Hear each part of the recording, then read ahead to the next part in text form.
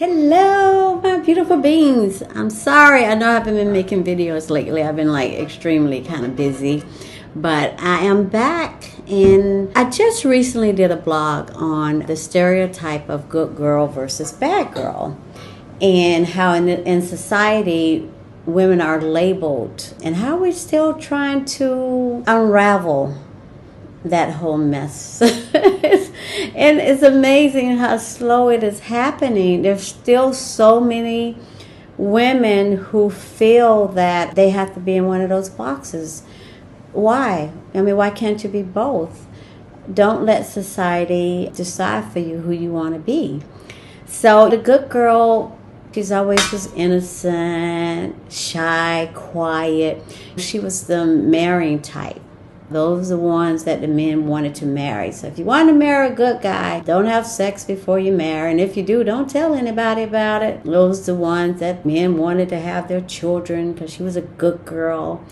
And the bad girl was the ones that they usually, not all the time, but cheated with because she was a bad girl. But those are girls that they did not want to marry.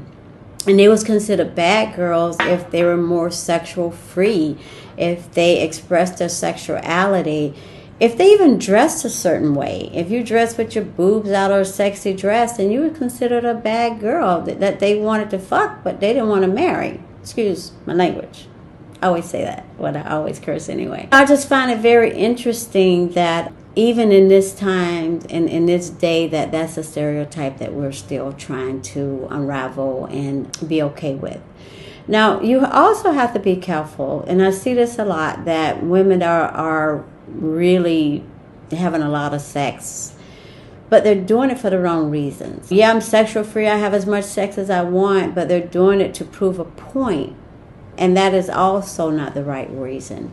If you want to have a lot of sex because that's what you want and what feels good to you. And if you don't want to have a lot of sex, don't, because that's what's right for you.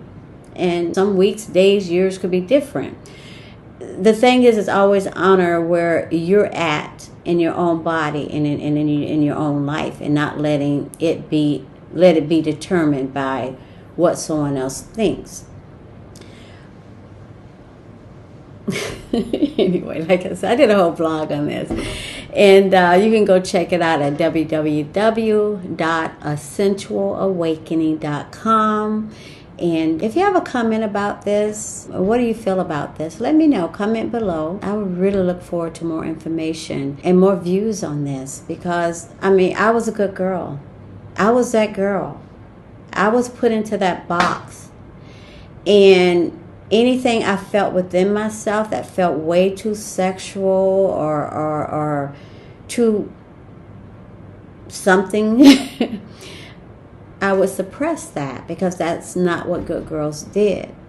And I admired the bad girls. I admire the way that they were able to just be who they were and express their sexuality through their movements, through their clothing, through their hair, red lipstick. And I admire them because I admire the fact that they didn't let society decide for them who they were and who they were going to be.